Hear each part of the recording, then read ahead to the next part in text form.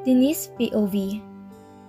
Napahinga ako na malalim habang nakatingala ako sa gusali kung saan ako magsisimula magtrabaho bilang junior designer ng kumpanya. This is my first job at sobrang nakaka-proud dahil sa isang malaki at kilalang kumpanya sa ibang bansa ako papasok. Bata pa lang ako, ito na yung pangarap ko. Kaya naman kahit hirap ay nagpursige ako makatapos ng pag-aaral. Pinagsabay ko ang pagtatrabaho at pag-aaral dahil wala naman akong aasahan kundi ang sarili ko. Nasa probinsya si inay at mahirap ang buhay kaya hindi option sa akin ang pagkokolehiyo. Pero nanandigan ako. Hindi pwedeng mapako ang buhay ko gaya ng inay. Kung hindi ako aalis, magiging kagaya niya lang ako. Bella Philippines. Napangiti ako. This is it, Denise. Para sa pangarap. Naglakad na ako papasok ng gusali matapos kong isuot ang company ID na ibinigay sa amin pagkatapos ng training namin. 8:00 ang pasok ko at pabor sa akin na malapit lang dito ang maliit na apartment na tinutuluyan ko. Kaya maaga ako ng 30 minutos. Dala na rin siguro ng excitement kaya napaaga ang gising ko. Nasa 12th floor ang opisina namin. Kaya agad kong nilapitan ng elevator at naghintay sa pagbaba nito. Denise! Napangiti ako kasi kahit hindi ko lingunin, kilala ko ang boses na yon. Alan! Sagot ko dito.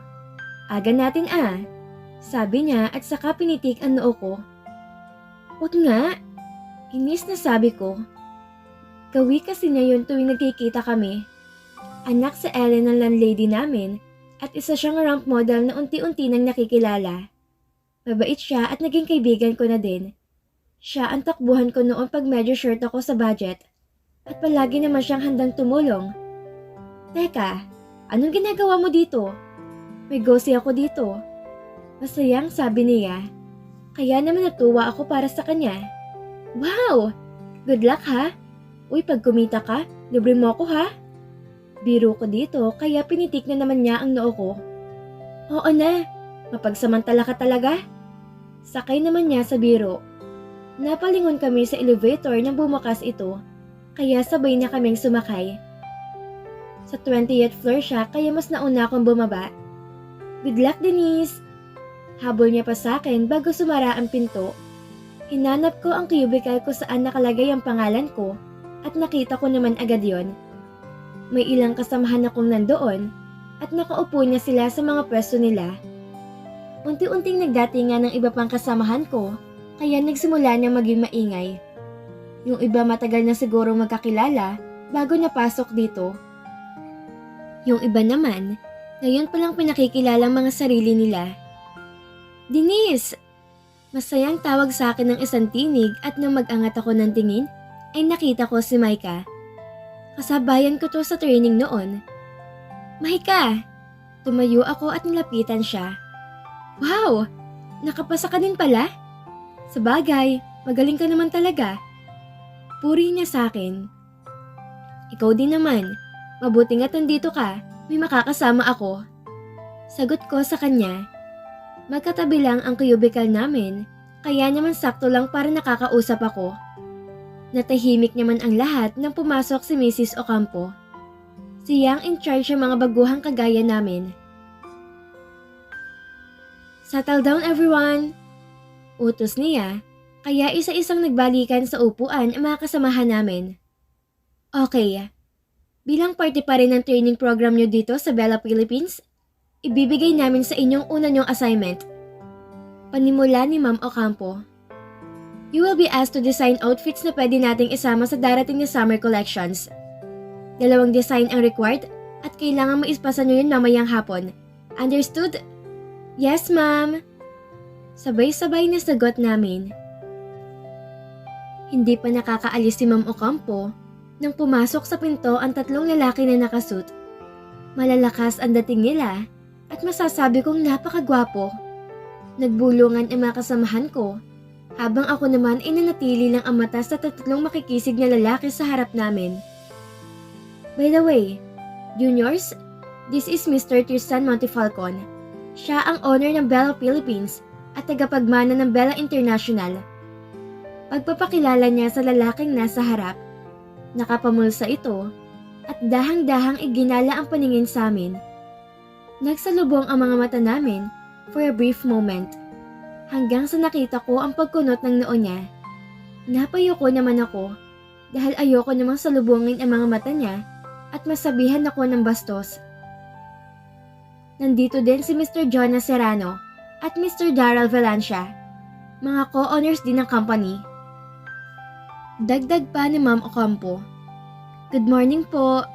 Bati namin, pero nanatili akong nakayuko. Hindi naman nagtagal ay umalis na din ng 3 boss namin, kaya nagsimula na kaming magtrabaho.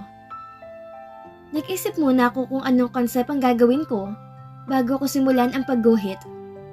Bala ko mag-design ng isang jumper suit na hindi maong ang tela. Gusto ko soft fabric, tapos tinernohan ko yun ng shirt sa panloob. Sinimulan ko yung iguhit at makalipas ang 2 oras ay nakumpleto ko na naman to. Maganda naman ang resulta sa palagay ko. Well, depende yun sa titingin talaga. Inayos ko pa ang ilang detalye, gaya ng kulay at kung anong tela ang babagay sa ganitong kasuotan. Napahilot naman ako sa bato ko. 2 oras pa lang naman akong nakayuko pero nakakangawit na. I continued scribbling hanggang sa nakaramdam ako ng pagkauhaw. Luminga ako sa opisina at natanaw ko ang sign na may pantry sa gawin na iyon. Kinuha ko ang lagayan ko ng tubig dahil nauubos ko na pala to. Kuha lang ako ng tubig, bulong ko kay Micah at tumango lang naman to.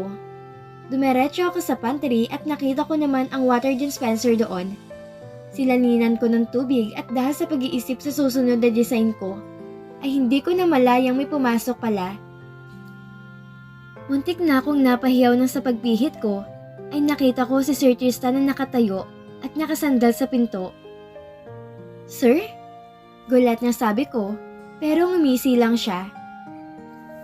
Lumapit ito at umabot ng mug saka nagsimulang magtimpla ng kape. Kaya naman nagsimula na akong lumabas. Sinabi ko bang umalis ka? Sabi nito, kaya automatic na napahinto ang paghakbang ko. Sorry po. May kailangan pa po ba kayo? Tanong ko sa kanya. Taga saan ka? Umikot ito paharap sa akin, sabay higop ng kape niya. Dyan lang po sa malapit sir. Magalang na sagot ko. Tinitigan niya ako at hindi alam kung bakit nakakaramdam ako ng irita. Maraming masamang karanasan na nak-encounter ko dahil sa mga lalaki. Kaya siguro buhat noon ay nakakaramdam ako ng inis sa mga lalaki. Lalo at nagpapakita sila ng interes sa akin. I can be their friend, pero pag may ibang dahilan ang paglapit nila, ay napapaso na ako. Man-hater nga daw ako sabi ng mga klase ko dati noong college. Pero okay lang sa akin yon, dahil totoo naman yon. How's your design? Tanong nito sa akin. Record ba yun sa mga boss namin? Ewan ko lang din. Ongoing pa po sir. Mamaya po complete na. Sagot ko sa kanya. Okay, I will look forward to that. I saw your potential, Miss Denise Miranda. Kaya I am expecting a good one. Sabi nito at saka na unang lumabas sa akin. Alam niya ang pangalan ko? Full name pa. Nagkibit balikat na lang ako. Hindi naman siguro nakapagtataka yon. Bumalik ako sa pwesto ko saka ko tinuloy ang pangalawang disenyo ko. It was a white summer dress na may konting print sa gilid with red and yellow colors. Manipis ang tirante nito at mahabang hanggang sakong, which is perfect pag nasa summer outing ka. Plaided ang baba nito at garterized ang bewang para lalong ma-emphasize ang bewang na magsusuot. Finishing touches na lang ang kailangan hanggang sa tawagin na ako ni Micah. Lunch na tayo? Ayaw nito sa akin. Tumango lang ako sa kanya at sinabing may baon ako, kaya dito na lang ako kakain. Sure ka? Tanong niya, kaya tumango naman ako. Ilang saglit pa, mag-isa na lang ako sa opisina. Inilabas ko naman ang baon ko at nagsimulang hawiin ang mga gamit ko sa cubicle. Ngayon pa lang ako nagsisimula magtrabaho, kaya kailangan ko magtipid. May nanay, kapatid, at pamangkin pa akong binubuhay sa probinsya. kaya kailangan maghigpit ng sinturon. Hindi pa man ako nagsisimulang kumain ay may nagsalita sa likod ko, kaya napapidlag ako. "Why are you here alone?" Tanong niya habang nakasandal sa desk at nakakross ang kamay sa dibdib niya. "Kumakain po ng tanghalian." Obvious naman tinatanong pa. "May cafeteria sa baba, bakit hindi ka kumain doon?" Tanong uli niya, at kung di ko lang amo to, makakatikim na sa akin to. "May baon po ako sir, okay na po ako dito." Sabi ko. Nagulat na lang ako nang kuhain niya ang baon ko at takpan. Tapos ay hinila niya ako sa kung saan. "Hala sir, sorry po. Bawal po bang kumain dito?" Di naman po kasi niya sabi sa akin. Tuloy-tuloy na sabi ko sa takot na sisantahin ako ngayong first day ko. Hindi naman kumibo si sir at diretso lang sumakay hanggang sa marating namin ang elevator. Hindi naman niya binibitawan ng kamay ko, kaya naiilang talaga ako. Pinindot niya ang letter P pero hindi naman siya nagsasalita. "Ano ba trip ni sir?"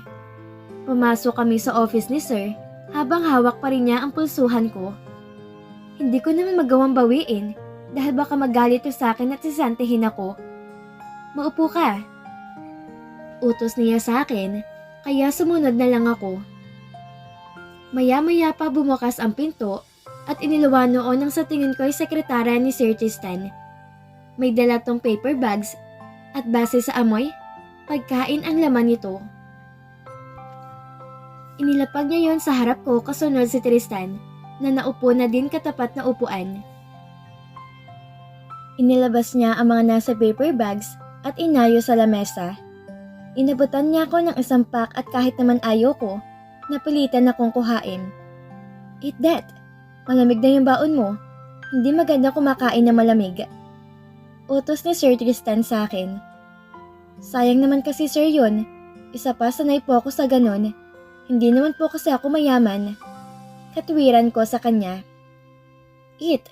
Ang dami mong sinasabi." He started to cut habang nakatingin pa rin ako sa kanya.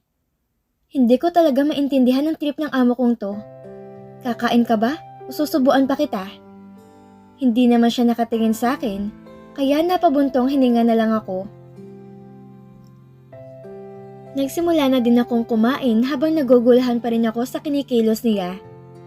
Masarap ang mga pagkaing binili niya. Sa totoo lang, madalang ako makakain ng ganito dahil hindi ko naman afford. Nakakakain lang ako ng ganito nang isama ko minsan ni Alan sa birthday ng co-model niya at sa isang restaurant yun ginanap. Pagkatapos namin kumain, ay ako nang nagpresentang magdigpit ng kinainan namin. Nakakahiya namang ipaligpit ko pa sa sekretary niya, nakikain na nga lang ako. Bumalik na si Sir Tristan sa upuan niya, kaya naman minabuti ko nang magpaalam. "Mauna na po ako sir, salamat po sa lunch." Magalang na sabi ko. "Masani ka na." Maikling sagot niya. Hindi ko na inintindi ang sinabi niya at agad na akong lumabas sa opisina niya. Nakahinga ko na maluwag pagkalabas ko, saka ako nagmamadaling sumakay ng elevator. Mabuti na lang at wala pang tao sa opisina pagbalik ko. Agad kong itinago ang baon ko sa bag at nagsimulang tapusin ang trabaho ko. Hanggang sa naramdaman ko ang pagtabi sa akin ni Maika. "Bukas sumama ka na sa cafeteria kahit may baon ka. Malungkot kumain mag-isa." Anito sa akin. Okay, pagpayag ko. Dahil baka bukas, hilahin na naman ako ng amo ko may sayad. Mahirap na at baka mamaya machismis pa kaming dalawa. Mabilis na lumipas ang oras at eksaktong 5:00 dumating si Madam Ocampo para kolektahin ang mga gawa namin. Nag-aayos na ako ng gamit nang tawagin ako ni Ma'am. "Follow me. Gusto kang kausapin ni Sir Tristan." Pinigil kong paikutin ang mga mata ko. "Ano na naman kayang trip ni Sir?" "Gather your things. Sumunod ka na." Sabi ni Ma'am kaya agad naman akong napatayo. Tinanguan na lang ako ni Maika, saka ako sumunod kay Ma'am. Sumakay kami ng elevator at tahimik lang naman kami hanggang makarating ang office ni Sir Tristan. Nandito na siya. Ma'am Ocampo announce kaya naman napatingin sa gawin namin si Sir. Nakasuot siya ng specs kaya naman lalo nadagdagan ang kagwapuhan niya. Sit down, Denise. Ayan na naman siya sa utos mode niya. At first name basis na lang kami ngayon. This is her work. Abot naman ni Ma'am kay Sir Tristan ang folder ko. Agad yung binuklan ni Tristan saka napatango. Pagkatapos tong tingnan na matagal. It's beautiful. I'm impressed. For a starter like you, this is good. Puri ni Tristan sa gawa ko at natuwa na naman talaga ako. I told you, she's good. Sang-ayon ni Ma'am Ocampo. Lumipad ang tingin sa akin ni Tristan. Ang gwapo talaga niya lalo at suot niya ang salamin niya. Lo, agwapuhan ka na ngayon?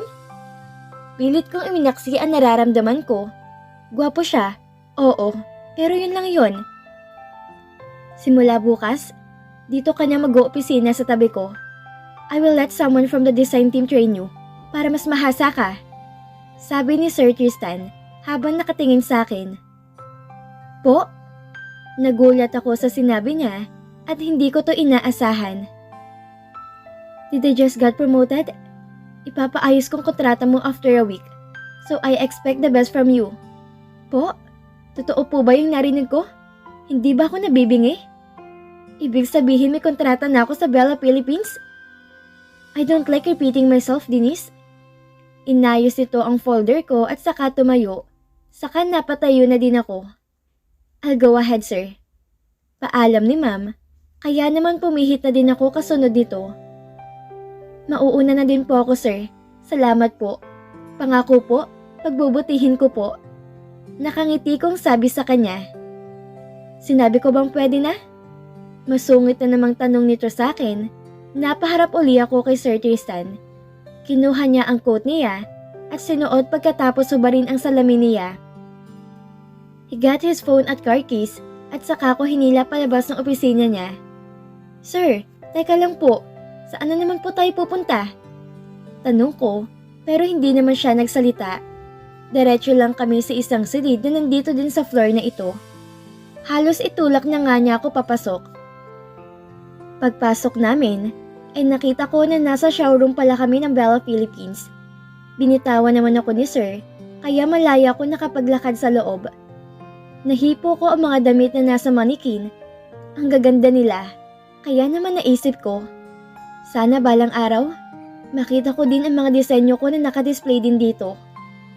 Muli sa gilid ng mga mata ko nakita ko si Sir Tristan na kumukuha ng mga damit na nasa rack. Madami siyang kinuha pagkatapos ay ibinigay niya sa akin. Ano po to, sir? Nagtatakang tanong ko, pero hindi naman to nagsalita at pinihit ako para itulak papunta sa fitting room. Matipid ba talaga to magsalita? Teka po! Pigil ko, pero pilit niya pa rin akong tinulak sa loob. Isukat mong lahat ng mga yan. Utos niya. Wala naman po akong pambayad sa mga to. Sabi ko, saka ko pilit inaabot sa kanya ang mga damit. Are you going to try it on? O ako yung maghuhubad sa'yo? Nanlaki ang mga mata ko, saka ko siya sinamungutan. Good, now go. Saka ni Tristan isinara ang pinto.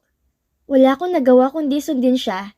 At nagulat naman ako dahil kasya lahat sa akin ang mga damit na binigay niya. Paglabas ko, ay nasa labas na siya ng pinto at matyagang naghihintay. How is it? He asked at sinabi ko naman na kasya to sa akin. Kinuha niya ang mga damit saka niya tinawag ang babaeng nandun sa lamesa. Wrap this up. Anito saka bumaling sa akin. Tiningnan niya ako mula ulo hanggang paa pagkatapos ay bumalik sa mukha ko ang tingin niya. Size 7, right? Ang alin po? Nahihirapan talaga akong sundan ng trip nito. You're fit. Size 7, right? Ulit ni Tristan, kaya wala sa loob ko na napatango ako. Tumango lang siya at saka lumapit sa babaeng nagbabalot ng mga damit na sinukat ko kanina. May sinabi siya dito at hindi nagtagal ay bitbit na niya ang mga damit na sinukat ko kanina. Inabot niya agad sa akin yon at nang palabas na kami, inabot naman sa kanya ng babaeng ilang pang nakabalot sa bag na hindi ko tiyak kung ano. Let's go, Denise.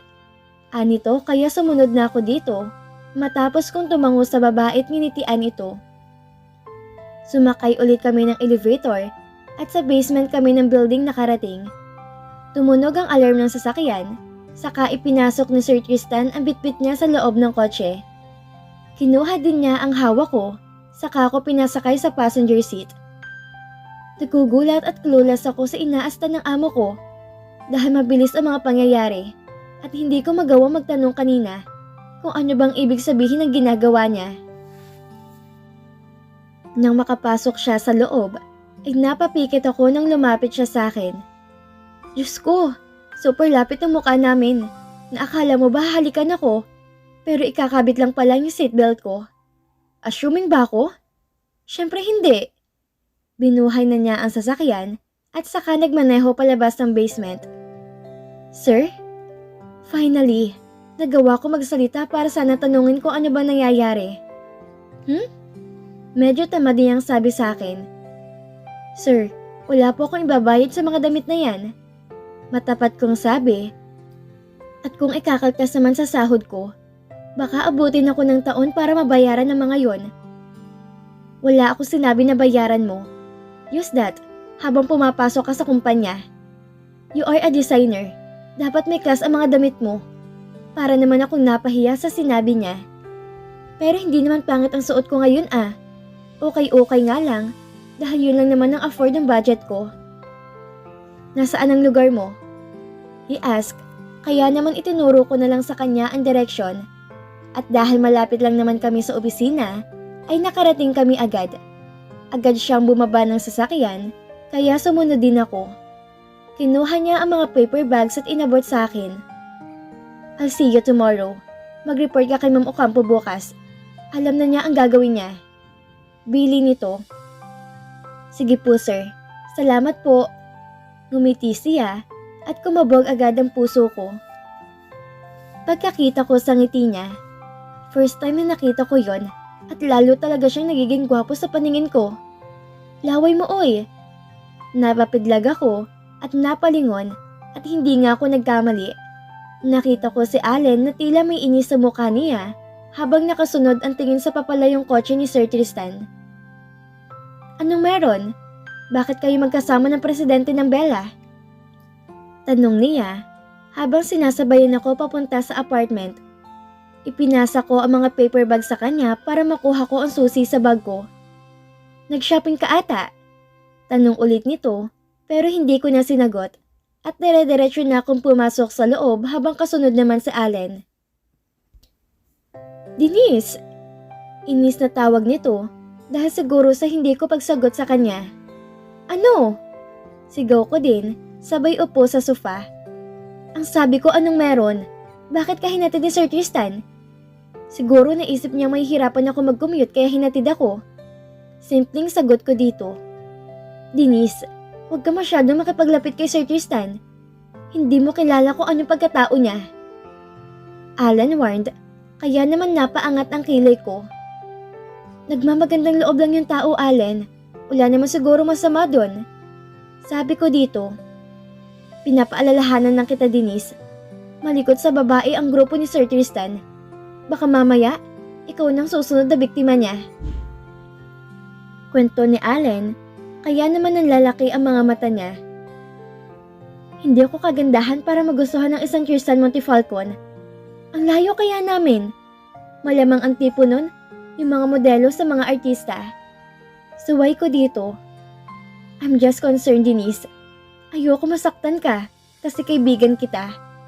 Kaya ngayon pa lang, draw the line. Nito. Okay po, alam ko naman yun. Parang hindi mo naman ako kilala, Allen. Alam mo naman na allergic ako sa lalaki. Paniniguro ko dito. Hindi mo lang kasi alam kung gaano ka kaganda't kaakit-akit. Kaya wala kang idea kung paano ka pagpapantasyahan ng mga lalaki dito sa lugar natin. Mabigat ang boses ni Allen, pero tinawanan ko lang to. Huwag ka na mag-alala, okay? Kaya kong sarili ko. Ngumiti ako dito para matigil na siya sa paninermon niya sa akin. Sige, basta huwag mong kakalimutan yung bilin ko. Sige na, aalis na ako. May lakad ako ngayon. Ilak mo tong pinto At huwag ka magpapapasok ng kung sino-sino. Sabi niya, kaya bahagya akong natawa. Para ka naman tatay ko? Sige na, lumakad ka na. Ako na bahala. Pagtataboy ko dito. Pagkalabas ni Allen ay agad ko namang nilak ang pinto. Kinuha ko ang paper bags at saka ko pumasok sa kwarto para iayos ang mga to. Nagulat pa ako na may makita akong 7 pares sa sapatos. Mayroong may takong at may flat din ng style. Namangha ako kasi ang gaganda nila at kung sa akin lang, hindi naman ako makakabili nito. At dito na po nagtatapos ang unang kabanata ng ating kwento. Muli niyo po akong samahan sa mga susunod pang kabanata na ibabahagi ko sa inyo. Maraming salamat po. Keep safe everyone!